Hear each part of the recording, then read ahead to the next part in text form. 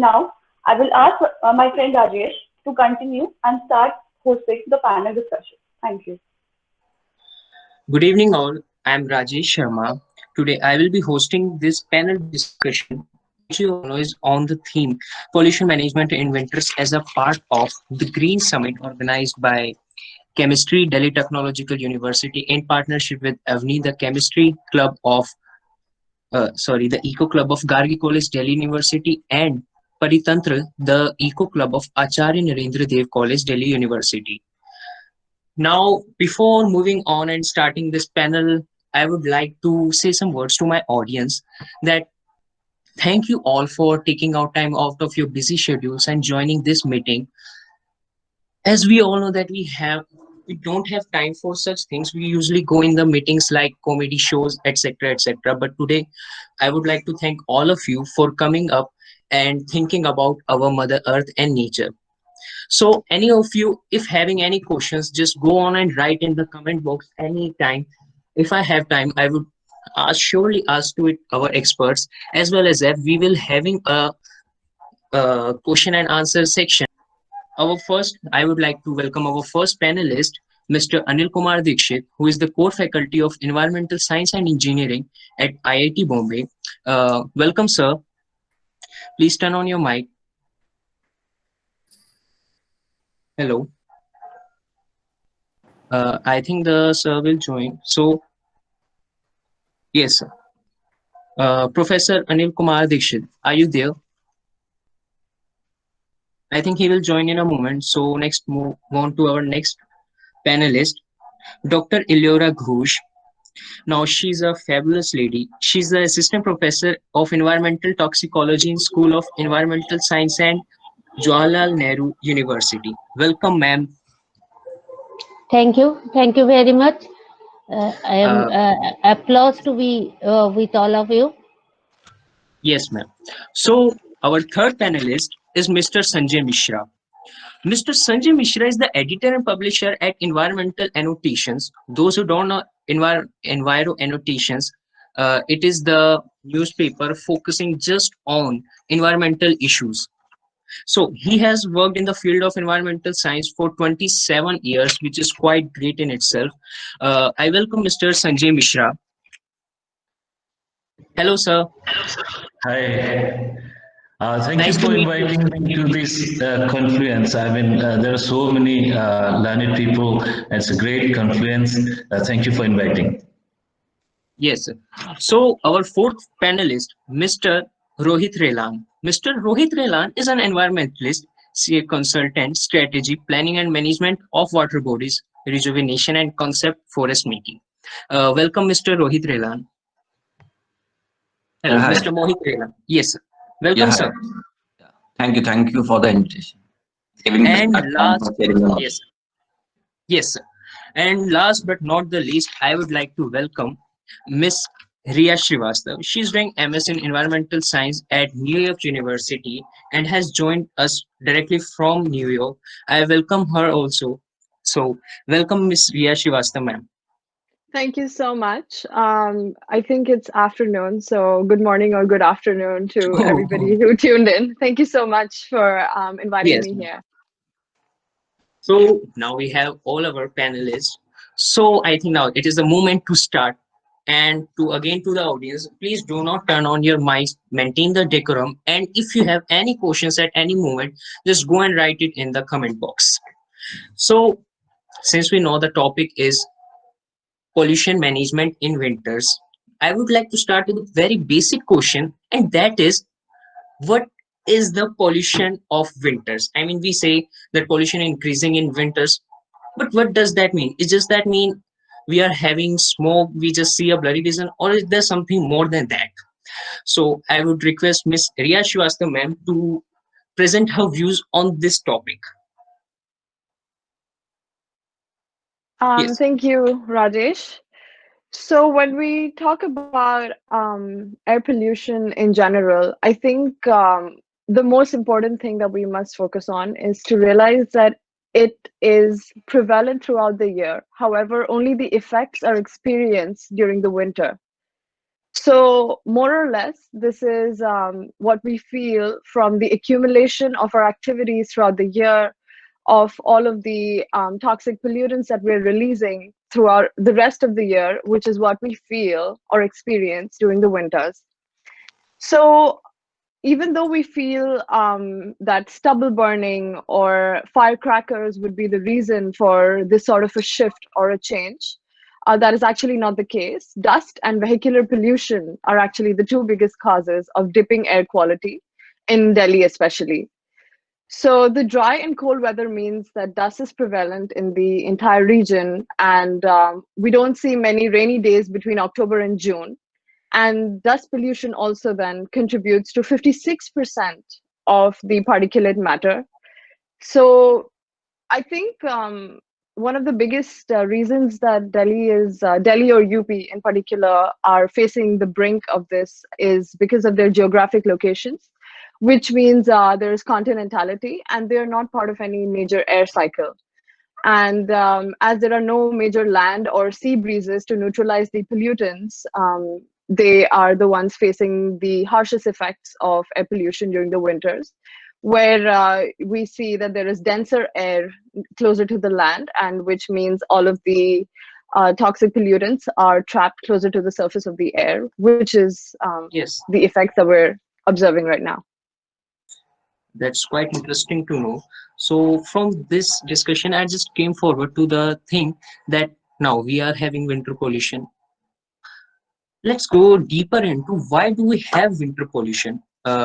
Mohit sir, I would like to ask you to give us some deep insights that why do we actually have this winter pollution so much intense in especially Delhi and UP? Thank you for the question. So just to add to what Ria said, I think she's already covered the basics why we have pollution which is more prevalent during the winters. See, in Delhi, NCR, or even I would say about the northern part of the India, we have condensed air here in during the winters. There are no sea breezes as she highlighted, right? The monsoon is already gone.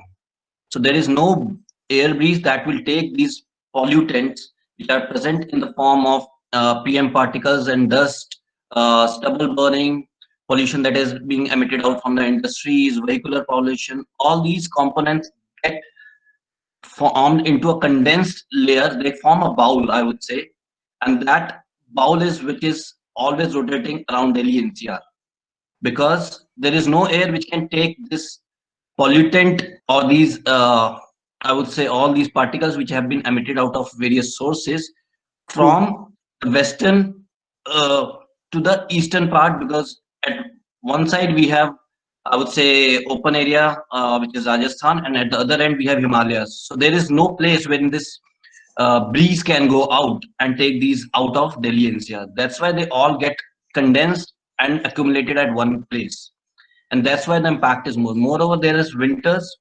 So during summers we have uh, lighter air. That's why it's easier for these, but I would say all these particles to easily propagate through the air. That's why they're not that prominent as they are in winters, because they got condensed and they are focused at one particular place, and that's why we face it more during the winters.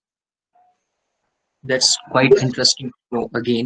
I mean, many of our audience will be also astonished that this is not a simple thing that we might have been thinking. It's some things more intense and deep. So now let's come forward that I would like to now, Mr. Sanjay, I would like to ask you that we usually say that the only reasons are stubble burning and crackers. Is that so? Or do we have many more reasons that aren't highlighted at all? Mr. Sanjay Mishra. Yes, sir. So, can you repeat the question, please? Okay. So the question is quite simple, that we we are always saying that the only reason is stubble burning or crackers. But the reality is that Diwali hasn't arrived yet, but we still are having pollution. Why? I mean, are there only two reasons, or there are many more reasons for this?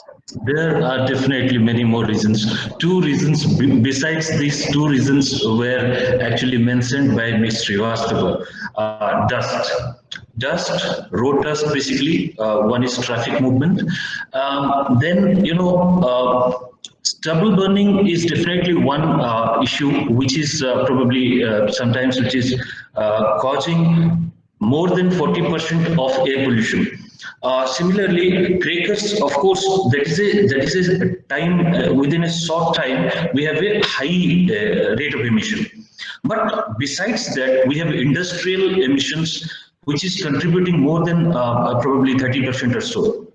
Then vehicular pollution, then your dust from vehicular movement, dust from road constructions, dust from the building constructions, and also then there is thermal power plant. Although the thermal power plant, the emission from the quantum of emission from the thermal power plants are less, but the kind of the pollutants, basically sulfur dioxide, it acts as a secondary pollutant. When it acts as a secondary pollutant, it causes further air pollution in cities like Delhi, where there is no movement of air. So there are different types of sources besides stubble burning and these crackers. From this point, I just came to remember, as you said, thermal power plants. So we know that Delhi is one of the most pollutant cities in India as well as the world, but we still have one thermal power plant at Bhavana. So why is the government allowing a thermal power plant in such a city, which is among the most polluted cities? Is that right? I mean, it's just good for us. Are you asking me? Yeah, the government, yes. Okay. See, let me tell you, thermal power plants are definitely, everybody in this conference will agree that thermal power plants are not at all the right choice at the moment. But then we need electricity for development, for our lifestyle, for our daily life. At the same time, we are gradually shifting. You must have heard that there are two Badalpur thermal power plant is shut down. Then you have Sonipat plant is shut down, and there are talks going on for shutting down 11 thermal power plants near Delhi area.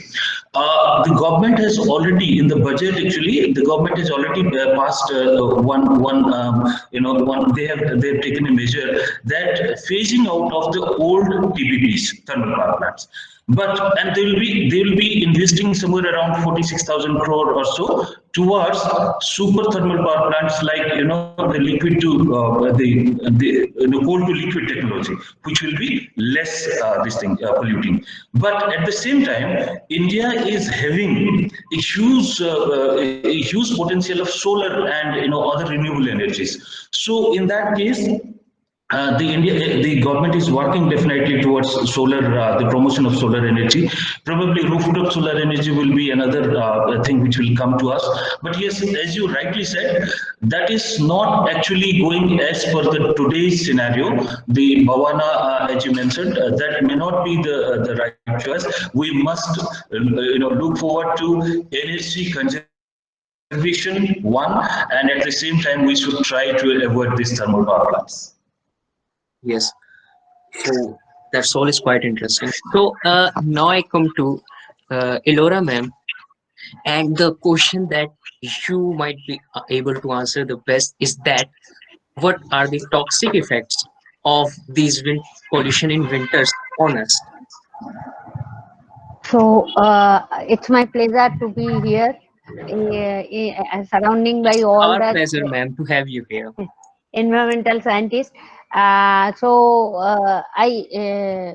try to gist the effect of air pollution. If we can start on the effect of air pollution to tell about, then probably it will take another day to complete.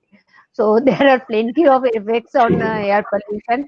Firstly and foremost, I am concentrating on lungs and bronchial system.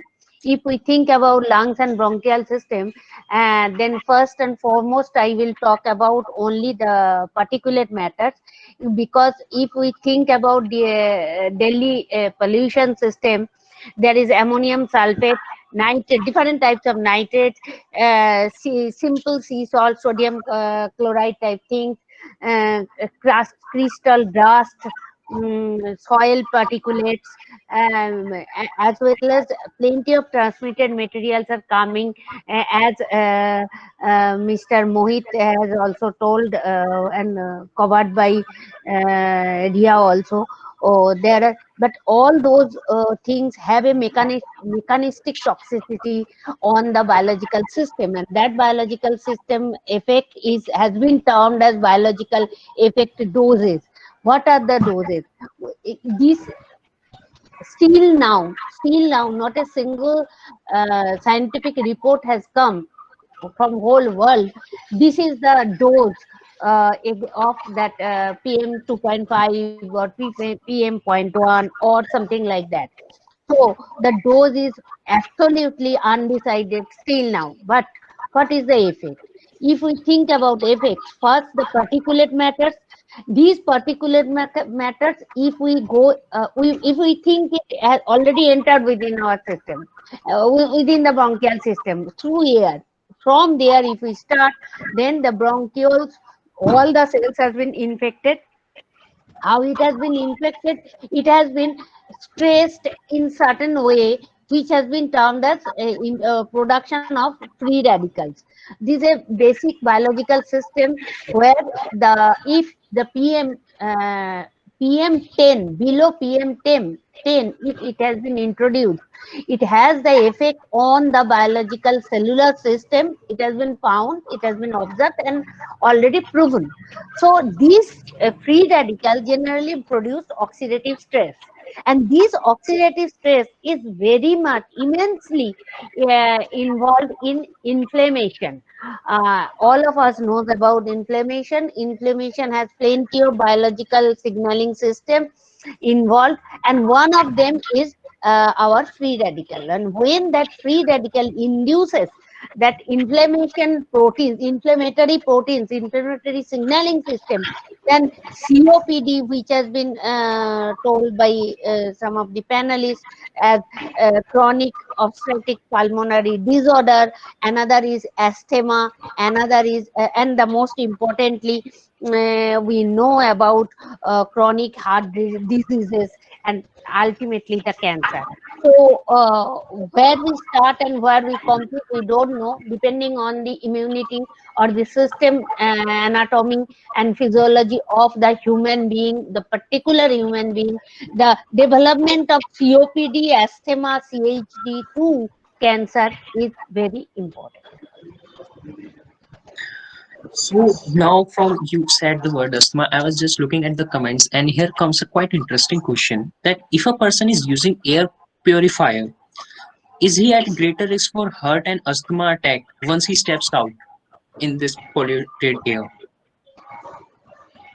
Is it for me? Yes, ma'am. I am a biochemist rather Okay. than a doctor. But as per my conversation with some of the clinicians, my knowledge and their knowledge, I mean, what I have earned from them, it's an earned knowledge probably. The more exposure can give you a more immunity in the system. But if you are asthmatic and already, actually, what is asthma? In a shorter term, in a shorter reality, if your lungs is utilizing only 40 to 30 to 40% of your capacity of your breathing air here, volume of air, then you are asthmatic, acutely asthmatic. And if you are acutely asthmatic, then there is a very less chance of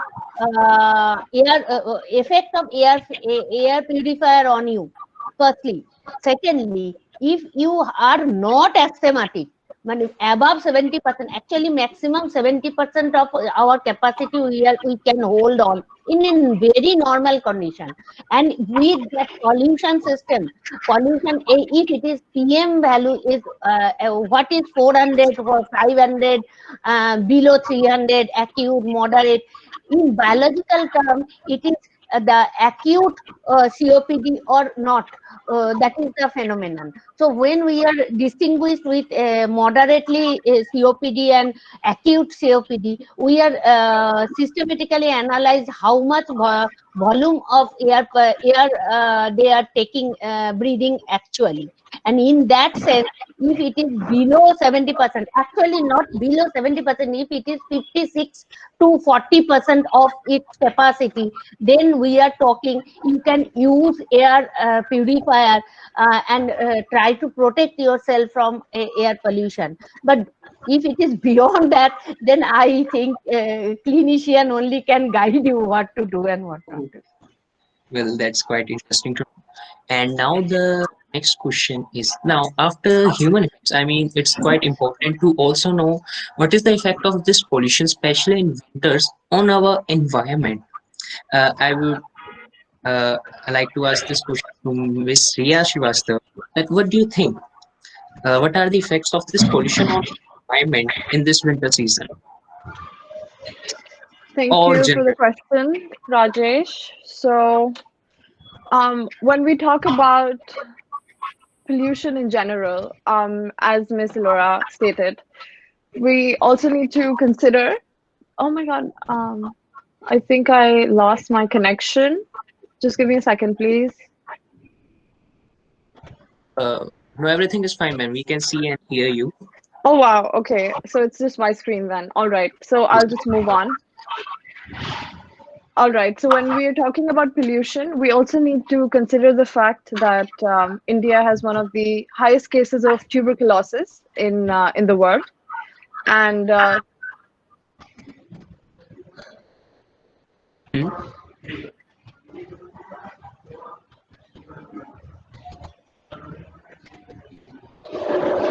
Hello. I think she has lost her connection. Hello, Ria ma'am. Okay, let's. Well, till she comes. Now, I would like to pass on this question to Mr. Saurabh sir. Sorry, Sanjay sir. So, Mr. Sanjay, just give, I repeat the question again. What are the effects of this pollution on our environment?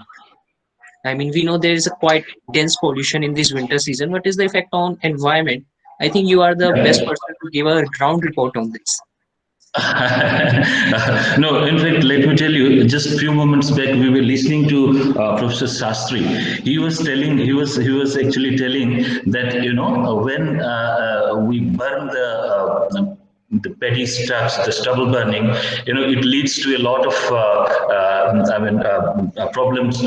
We lose a lot of microorganisms in the soil. So entire in the process, entire environment is suffered. But if we talk about the human health, probably you know the WHO has actually stated that, you know, there is a huge loss of human life because of air pollution, particularly 2.5 PM 2.5 is the major culprit. Air pollution actually it is a major challenge in the health and development across the globe, and mostly in low and low middle income countries. So if we talk about the human health, about 8% of all the attributable deaths, probably it was reported somewhere in 2017. It is linked to PM 2.5 pollution only, and you know. If we take it into account, it is the combination of all deaths which were originated due to HIV/AIDS or tuberculosis or malaria. These are combined together. The air pollution related death was more than that. So definitely yes. In fact, air pollution problem is I mean, it's a gigantic problem, and we all are facing this. People in Delhi and the surrounding areas are even feeling it much better. But this year, by default, we are having a mask with us, so probably the impact is less. Yeah, thank you. That's Again, interesting. So before I move forward, a small question that I should have asked in the starting, I would like to ask Elora ma'am. Ma'am, what are these PM 2.5 and other in a layman language? We just heard that PM 2.5 is increasing and some others also that we just forget. What are these things? Different type of pollutants. Actually, it may be described by some air pollution chemist, but as for biological terms, I can tell that the material which diameter is 2.5 micrometer or lesser than that, those diameters are effective as PM 2.5 or PM 1.1. So actually biologists are generally activated or worked on 2.5 to 1.1, so that these are the ranges of diameter which are very much helpful or useful to tools for us to handle it in vivo as well as in vitro, both the places. But generally PM10 to nanoparticles are the ranges which have content in actually daily environment. If you analyze it, even today's morning time. So, and another thing is that I want to mention here that we are concerned, of course, we are very much concerned about PM. But the one thing we always remember, but forgot to represent that the materials which are very much smaller in size, or maybe in between 0.1 to 2.5, they have an aggregation affinity towards aggregation by itself. So if it is aggregated outside, then it overcome our problem. So one thing is positive, if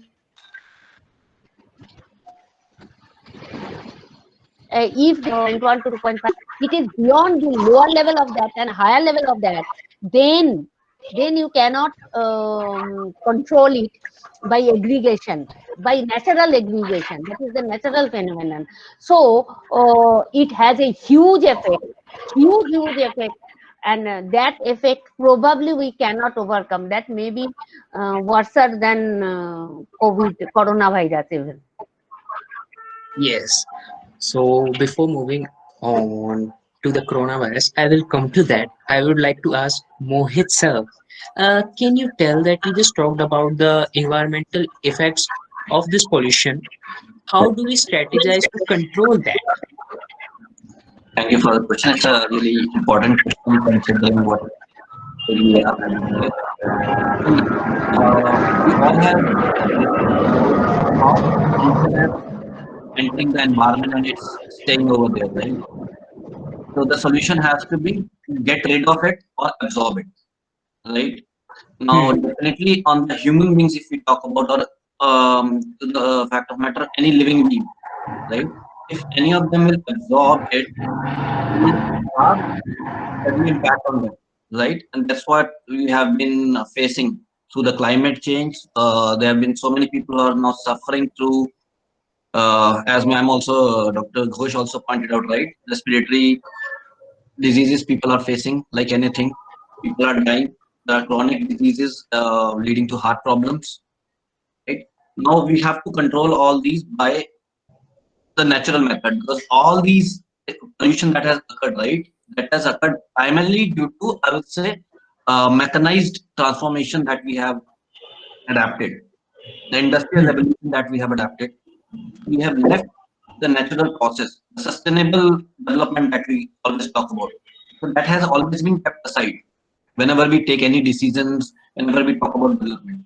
So the need is sustainable development. When I talk about sustainable development, it's not only just putting air purifiers, as somebody was pointing out. Air purifiers is again introducing an electric or I would say any electronic device, which will be a temporary solution, like air conditions, right? We came up with COVID and we started saying, let's not use AC because it's going to spread. So these are the side effects which we always neglect. Same way we moved on to other electronic devices, we started increasing the temperature. All those have to be kept aside and we have to move towards more sustainable, more environment friendly solutions. So the very basic thing that we all have been given is trees. There is nothing better than a tree, and that's why we always say, right, plant a tree, it gives oxygen free. Now, That's true. there is one more catch to it. It's not only about planting a tree, but also taking care of it. Planting is, I would say, only 5% of the task. You have done it, okay. But until you maintain it, until you water it, until you give it the food it requires, right? Like we all require food, plants also require food. You have to maintain them, you have to give them the required water, the manure that is required so that they can sustain and grow properly. And then for the lifetime, it's the lifetime of an average tree, I say it could be around 200 years, especially the native trees which we need to grow. So that will help in controlling this pollution to a great extent. And it should not be one or two trees we should plant. And yes, as a temporary solution for our individual selves at our homes, we can go for indoor plants. Definitely, it's a good thing because we have very much less land that is left now. But government still has a lot of land. A lot of people have a good amount of areas. If you talk about any government, as we are focusing on Delhi NCR, so I'll talk about we have DDA, PWD, MCDs, they have large amount of land. So they need to basically put a lot of plants. You need to create a complete canopy around the Delhi NCR, entire boundary, so that all this pollution that is entering Delhi from various sources, right? We always keep blaming others that stubble burning caused pollution, then industrial emission caused out pollution. No, that is one part of it. Yes, the numbers by various researchers says it's over 50%. I totally deny that. We have to think from all the perspectives. The pollution that is coming out is not only the vehicular pollution, industrial pollution, or the stubble burning. We also have a lot of construction that is going on, I think, which Sanjay sir also pointed out. So that construction which is going around in Delhi NCR need to reduce during this period. There should be a cap, which NGT does at times. That is one part. Second is waste management. We always neglect that. That is the basis of pollution. It is not only polluting air, it is polluting soil, it is polluting entire environment. So we have to be very mindful when we are talking about pollution. Let's not only blame the farmers. First of all, we ourselves are very much responsible for producing all that waste, which goes to the landfills, and then sometimes it is burned, sometimes it is used to convert into energy, and sometimes it is processed in various forms. So three things which I will always suggest is, one, plant as many trees as you want, and the government should create a big canopy of, I would say, let's say 50 meters thick across the periphery of Delhi NCR.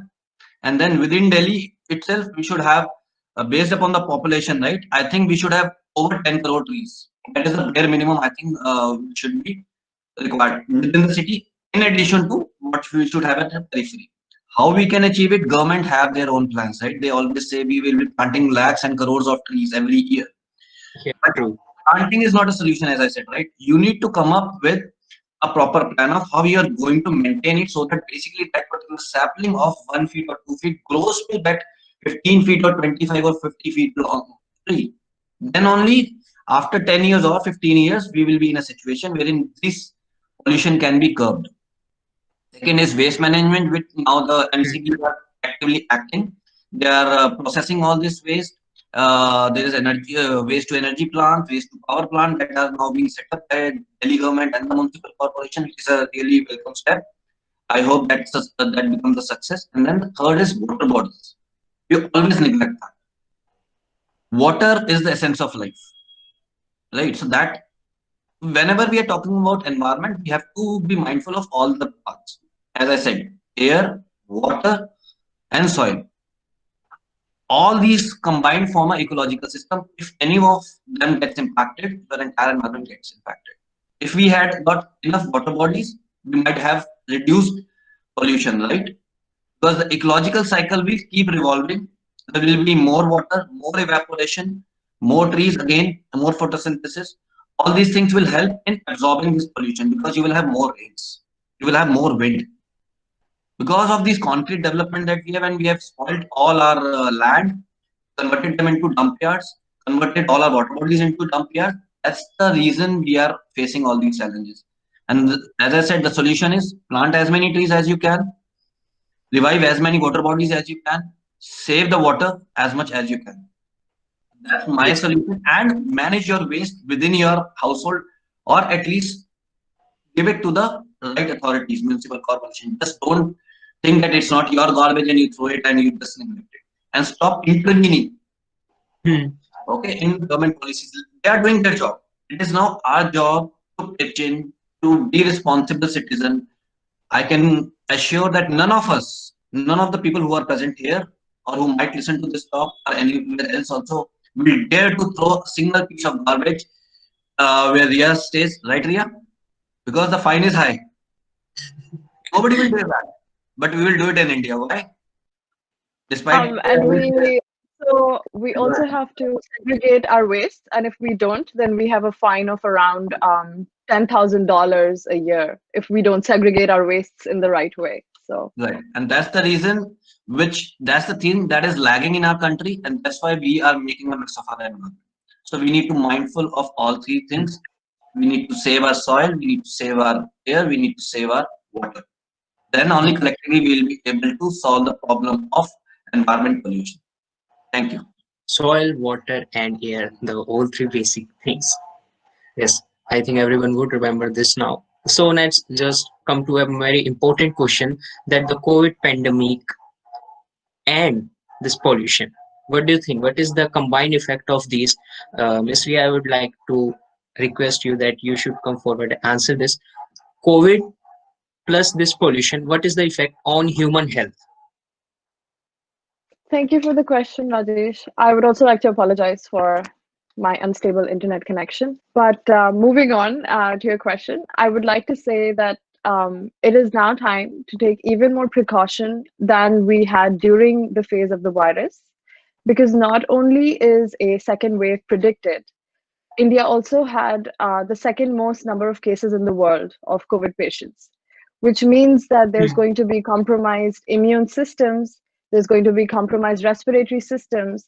And as per the studies conducted by WHO over here, there are chronic as well as acute effects on both immune systems, respiratory systems, neurological functions from the virus.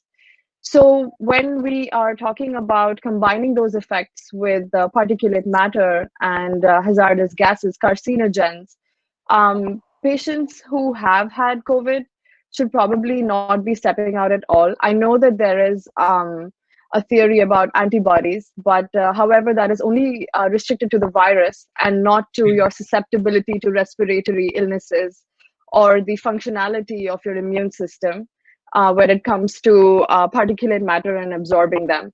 And I don't know whether all of you are aware, but the Delhi government has also advised against taking any sort of morning walks during the winter months, because that is when the particulate matter is most condensed and trapped closer to the Earth's surface. So I would definitely say that now is the time to practice even more restrictions than before. And because if you're fortunate enough to not have contracted the virus yet, then you need to understand that you might be battling other agents all around you, and COVID does not need to be one of them. One more question, Ria ma'am, question from the comments. I like this question, that COVID patients are found to have pus in their alveoli, which makes it difficult for them to breathe. Now, a normal person can barely breathe while wearing a mask in this. When a COVID positive person, when mask is not the permanent solution, how would he manage? Well, I mean, this is a very complicated answer, because this would stem from, lifestyle changes. And when we talk about meditation, or we talk about breathing exercises, like it may sound very, very conventional, but it's yoga, you know. And over here, there's yoga studios are the first ones to open up, because they're the only sort of exercise which give you immunity and resistance. So it has to be a lot of lifestyle changes apart from medication. I'm sorry, because I'm not a medical professional, but it has to be, you know, and you have to constantly monitor the sort of air that is going into your body. You need to have air purifiers if you can. You need to have plants like, I think it's a snake plant, which actually absorbs particulate matter or something of that sort. That's what I've heard so far. Forgive me if I'm wrong. But you need to have these sort of you need to create an ecosystem around you which protects you in the best way possible. And I'm sorry, but I'm not aware of how your specific question. I'm not sure how to answer exactly, but I've answered it to the best of my capabilities. Well, yes, and I just came to remember my favorite question. It is to Sanjay sir that I just forgot. Yeah, sir, the question was what I'm hearing that everyone is saying due to the pandemic, the effect of winter pollution is quite reduced to the previous year. Previous years, like the air quality is quite better just because the pandemic of Corona. So should we say that Corona is a good thing or a blessing for this pollution?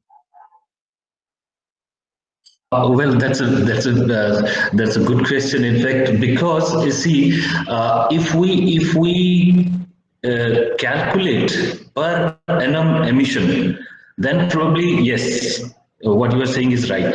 But it cannot be like that, because the industries are coming back. The lifestyle is coming back. As soon as we are, we are out of this lockdown and the unlockdown now, so everything is moving now. So the same thing, the pollution level is increasing. You see the AQI levels, they are going higher and higher. So I don't think that COVID has actually reduced anything, unless and until as Mr. Mohit Relan was saying, unless and until you take those, you implement those the regulatory measures. Unless and until you change your lifestyle or you change your business style, I don't think that air pollution level will come down. It was, yes, for some time it was there. It was, in March there were photographs that we were able to see Himalayas from probably from Punjab. So those were time being, but at the same time we have our own lifestyle. So once it is coming back, again the same vehicles are moving. You have all those traffic jams, emissions are there, thermal power plants, everything is going on. Construction is going on. So I don't think that there is actually, unless and until, if you talk about 2019 and 2020, probably annual emission load, that may be less. Yeah. That was quite an interesting question and as much interesting answer. So now the time is quite running out. So let's come to the last part, which everyone was waiting for, that what should we do out of all this? How can we now, the main question on a personal level, how can we keep ourselves safe? So first I would like to ask this to Eliora ma'am. Ma'am, please give your views that how should we keep ourselves safe during this pandemic? First and foremost, I must tell all of you and me too that whatever the guidelines has been provided by Government of India as well as WHO, we must obey it. So first and one of them is our physical distancing, which we are just now doing on to put ourselves on webinar. And second thing, which just now we are not doing ourselves because we are alone in the room, that is masking ourselves from each of us. If we are staying within the home and all all of us are known to each other, still we should maintain. And on that basis, I want to add one thing, Yes, ma'am. that what Ria has already told, I am just repeating it, that it's a habit. We are wearing in a hot summer day, we are wearing some suit when we are going for a party or a marriage or something like that. How we were wearing that heavy suits or dresses. If we can wear it just for a party thing, then why for us we are not taking a mask on our face? And it's a habit only. If we continue, we must do it. And there is no, actually, if you go with more than triple layer masking, or if you go with N95, that is specific for some work. When you are going for some walk or something in the morning time, you must take N95. But other than that, the a simple mask, handmade mask in the house is the most important thing, and it may be better than your vaccine, which will come or may reach to us when we don't know. And after reaching to us, whether it will affect on us, each and everyone in the same way, we also don't know. No one knows, not me or you or anyone. Even those who are working day and night, they also cannot actively participating in these type of debates because they don't know the answer. So for that reason, our masking, and that mask also prevent us from all that pollutions which are at par our discussion for today. Yes, ma'am. So both the ways, masking is a best choice to overcome all those abnormalities within the system, outside. Another thing is that what Mr. Mohit Relan has already told, as well as Sanjeev has also told, that fresh air, though the air is not fresh just now, but in Delhi, but fresh air is another add-on for us to overcome this type of condition of so all the closed doors or closed classrooms or closed parameters is not better for more than 2, 4, 5, maybe 10, not more than that people. So that is another criteria in respect, in the relationship with our talk today. I think these three are the pioneer for us to take care of for our good health. Thank you. That's true. One more question, Eliora ma'am. It was from the comment section. I think, oh, that question from our faculty ma'am, advisor. Are there plants that absorb the hazardous gas or pollutants, especially in winter months? I have some contradictory comments on from Mohit sir. I won't say at that time, but as the question has come, so I will put some information. I don't know whether it is true or false because I am not the researcher on that field. But there is a publication from Jawaharlal Nehru School of Environmental Science itself. It has been found that the plants which are surrounding Delhi, Luthnaceous places, wherever, above the range of 20 feet. Yes, ma'am. Actually, they have probably, I have forgotten, they have given the range 12 to 20 feet or maybe 18 to 20 feet. I have forgotten that range.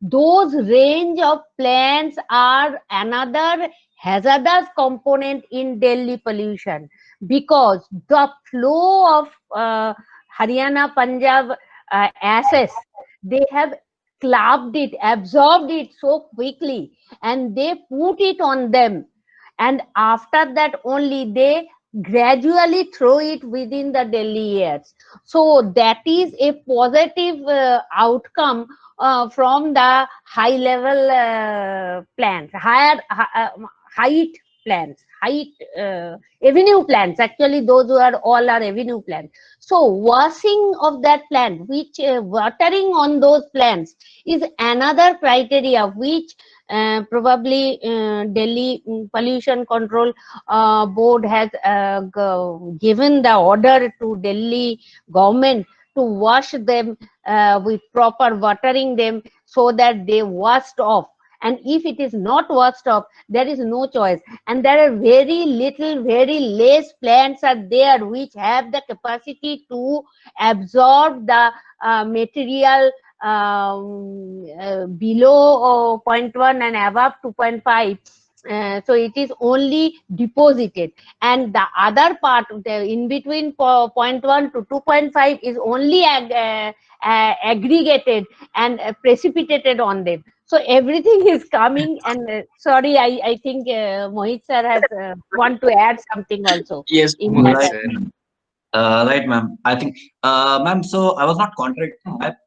In fact, what is that you are saying is what I wanted to add is, my point was we need to add more trees, create a thick layer around Delhi NCR of native trees. So the difference is currently the trees that are present around Delhi, if you know, they are mainly babool and kikar. They're not Yes. they are not very prominent in absorbing the pollution.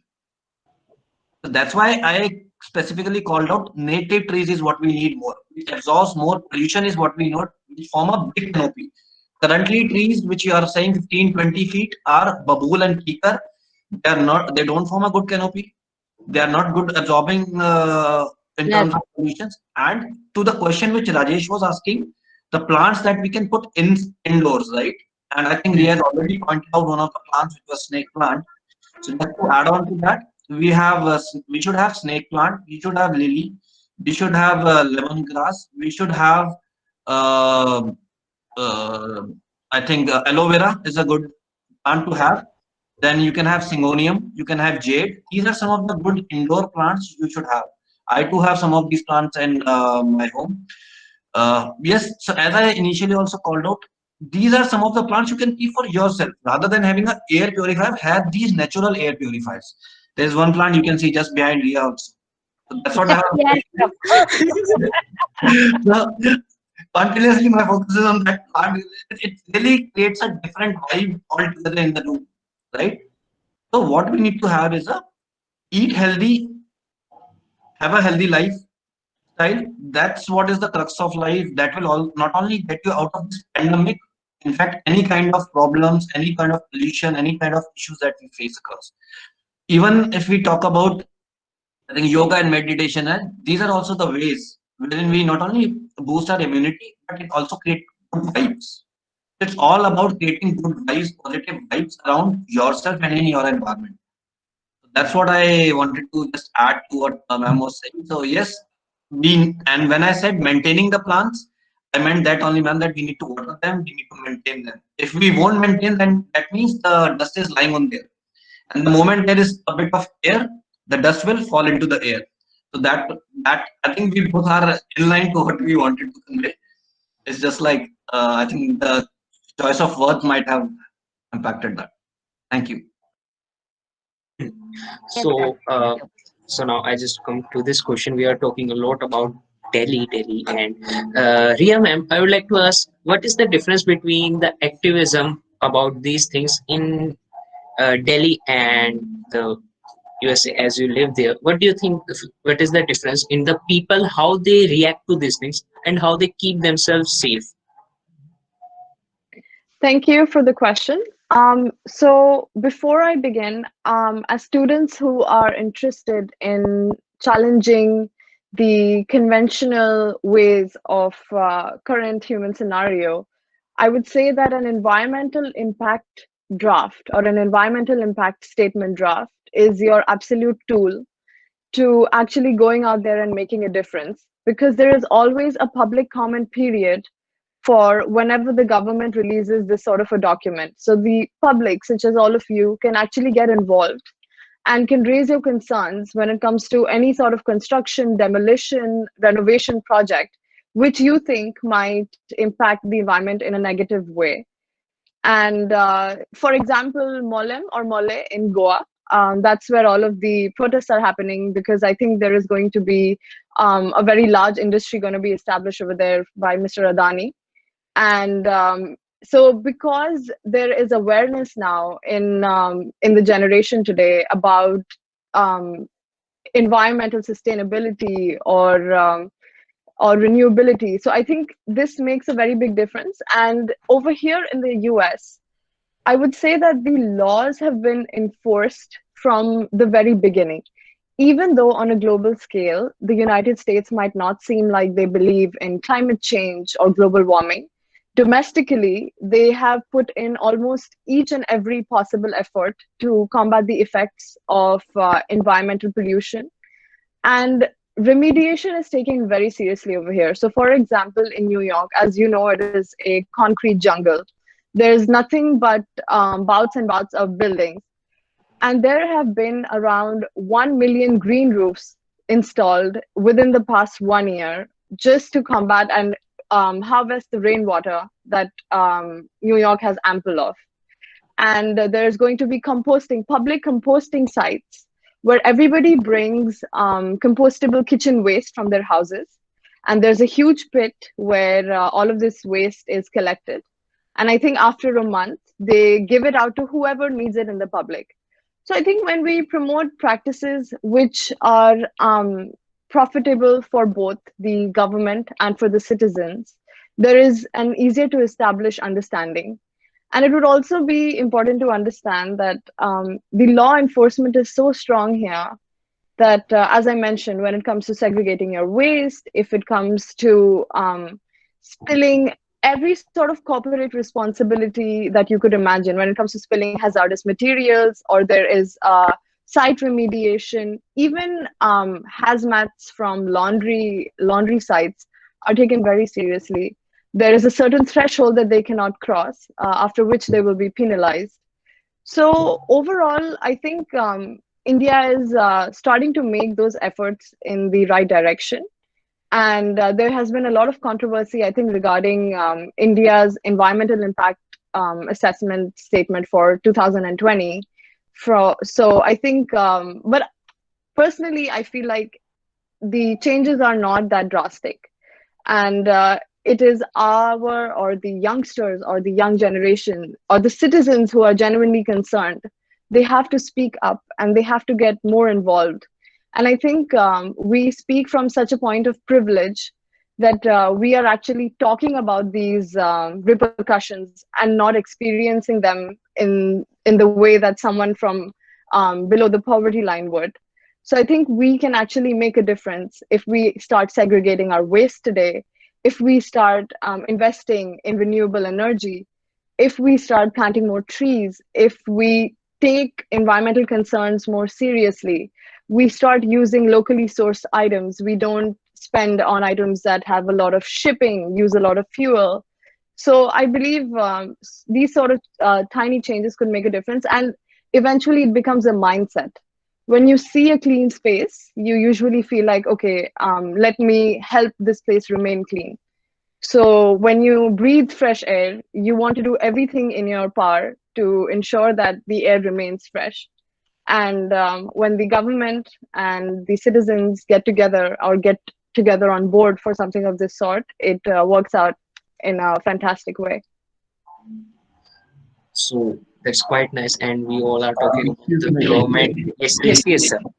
May I add something to Ms. Riya Shrivastava? Actually, she pointed out one very good point. The EIA, the process.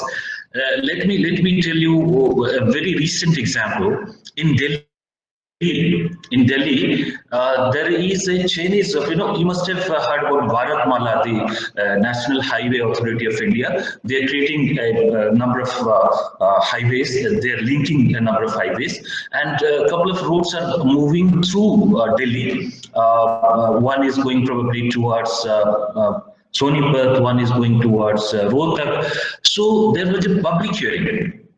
And the public hearing is, as per notifications, it was notified by the Delhi Pollution Control Committee. as per the norms. And it is about 2006 notification. It is not that new notification has been applicable. But what was the turnout of people? Let me tell you, the first meeting, there were 4 meetings. First meeting, there were 17 people, out of which 10 were from the government or the consultant. The next meeting was probably 10 people, where 6 were from the government and the consultants. Likewise, the maximum turnout was 4 actually. Now, if this is the way, then how can we blame that 2020 draft notification is wrong or right? We don't know what is happening. And let me tell you, there are certain things, particularly in the EIA report. I've written twice. I'm telling you once more that they have not addressed construction and demolition waste. You see, you are going to reconstruct.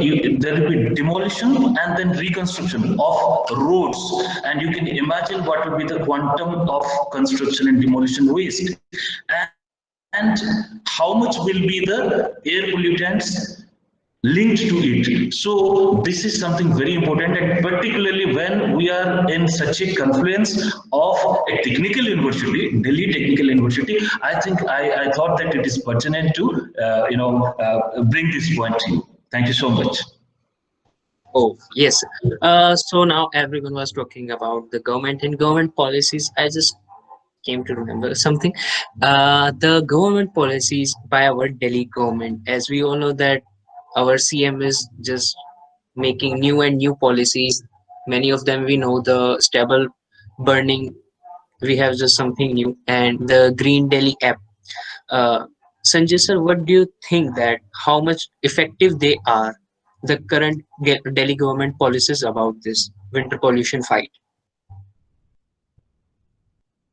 I think Delhi government's policies, they are on the line of the central government's policy as well, because this double issue, this double management issue, actually it is addressed. It is also addressed in the National Clean Air Program (NCAP). Now, if you see there, then we are talking about biomass. Biomass is, the restriction or stopping the burning of biomass is a part of the NCAP. This thing. So the biomass or stubble in fact, we are specifically, if we talk about stubble, then the policies are very good. In fact, what they have done, the Pusa Institute, they have created some kind of, I think Dr. Eliora Ghosh must be able to link this, that there is some kind of biodecomposer, they have created some kind of solution which is being utilized to decompose instead of burning it, so that the soil gets its nutrients, it acts as a manure kind of thing, and at the same time we don't have air pollution. At the same time, it is not the only thing. If you're talking about policies, there just talking on this stubble issue, I'm just going to highlight that there is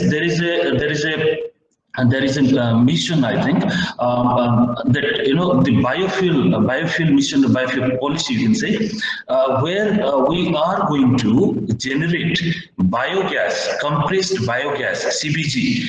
Compressed biogas will be generated from this stubble as well as other biomass. Probably India is having more than 500 million tons of agricultural residues only. So out of it, plus the solid waste, the biodegradable solid waste, the government, there is a policy which is going to generate the CBG, compressed biomass, compressed biogas, and the CBG. In fact, it has already started. It has started in the first one was in Tamil Nadu, and recently, just 2 days back, in fact, there is a demo unit by a company in Pune. It is Praj Industries. So the things are moving, in fact. So in this respect, I think the policies of the government, Delhi government as well as the central government, they are doing very well. Talking about this app, I'm not very,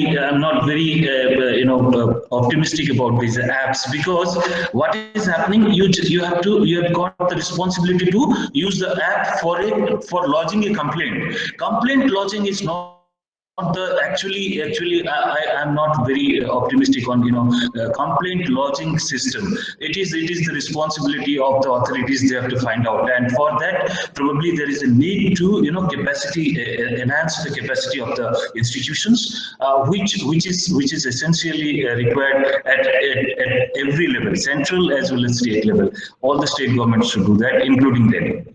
Thank you. Yes. Oh, so sir, now with my last question, let's just keep it till here. So my last question is very interesting and very simple. In simplest words, you all have to give our viewers and audience the ways they can do some better for this pollution and for Earth. Okay, so just the basic thing. Everyone is here and they want to take something back so that they can do quickly at their home. What would you suggest for them to do? Any one of you can answer this.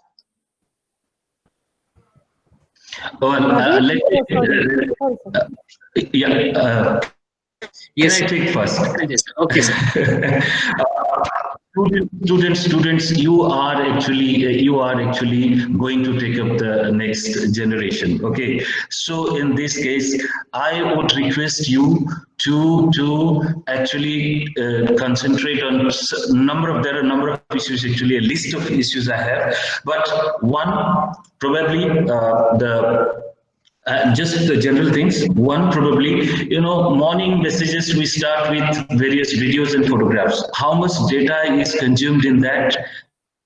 Do we know, and what is the impact? My point is, even when we're talking about, there is a slogan that red light on, gadi off. So this policy, this is also a policy matter, and these kind of habits. So what I would request you, the technical youth particularly, you should focus on every single step is based on a footprint. It may be environment footprint, it may be carbon footprint. Basically, it is environment footprint, because it will consider entirely water footprint, carbon footprint, everything. That is the first thing. And second thing, whatever you are doing, you should be sure about it. You will be, tomorrow you will take up planning positions. Tomorrow you will be taking up implementing positions.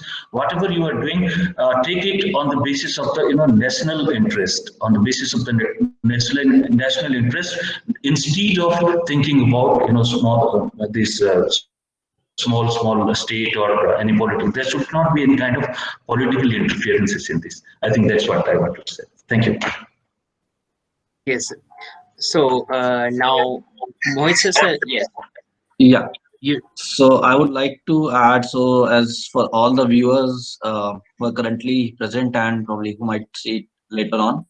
So like the 3 R's we have in life, right, which we came to know about when we started working on the environment front. I think there are 3 P's which I follow and I want everyone to follow. 3 P for it is like paid, pani, plastic. If you can manage these 3 things, you will manage your environment. The number of trees that you add in your life, in your house and outside, water, a sense of life, save water, each drop of water, it is very important, and save the water bodies. And third is plastic, because that's where the most of the waste is generated and thrown into the huge piles of garbage, right? So manage your plastic, manage your water, manage your plants, and then I think that will solve the problem to a great extent. Next, Eliora ma'am, would you like to add something? There are plenty of things what actually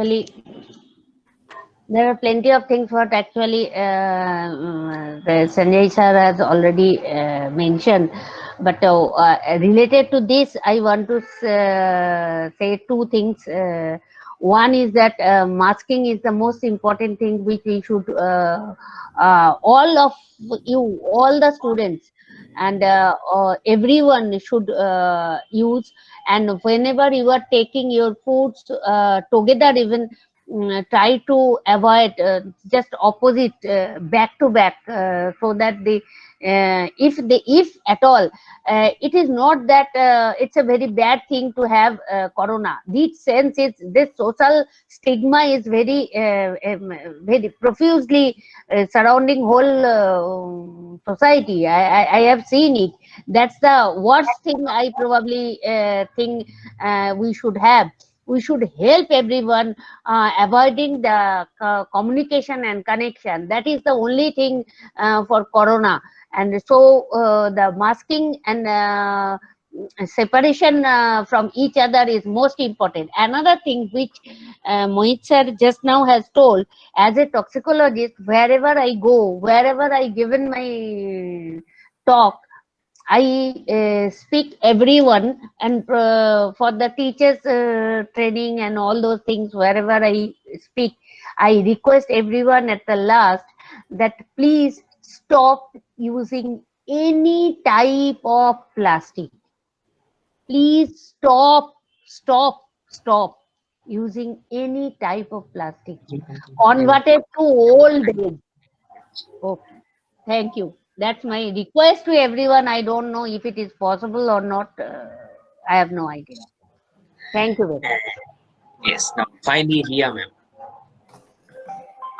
Okay, so as most of you are undergraduate students, I would just like to suggest that when you guys have your major projects, try to incorporate at least one element where you would promote any sort of sustainability. Maybe it could be sustainable packaging, or it could be sustainable biocomposites, anything of this sort that could contribute to the environment in a constructive way would be amazing, because we are all engineers, and this is the time when we can make a difference.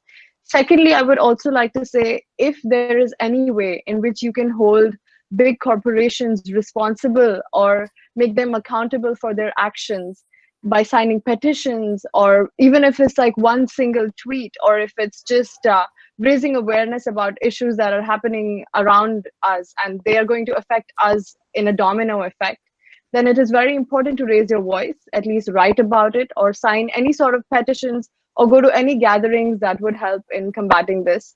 And I think now is the time to be proactive, because we are the last generation that can actually mitigate or reverse the effects of climate change. There's no going back from here. And I think finally now, with Joe Biden being elected as the president, it is important to understand that climate change is now not only part of a manifesto, but elections can be won when you say that climate change is real and we need to combat it, and we need to come together to change whatever is happening. And I think it's our responsibility to be a part of such a big revolution. Thank you. Thank you all. And now it's the time to end this lovely session. But I would like to end with a lovely comment that I just read in the comment box, that it is true. We live in a world where a dead tree is materialistically worth more than a living one. And that is, yes, truly sad. So we all just need to think a lot about these things, and with the small and big points that we all just heard from our speakers and panelists, we should consider them. And finally, thank you our panelists for giving such a lovely session, our faculty members for arranging this session, and the audience for patiently sitting here, maintaining the decorum and giving your time out of such a busy schedule for being here. So I think it is the time to end. So, well, thank you all of you, the panelists, Ms. Eliora ma'am, thank you, Sanjay sir, thank you, Mohit sir, thank you, and Ria ma'am, thanks you.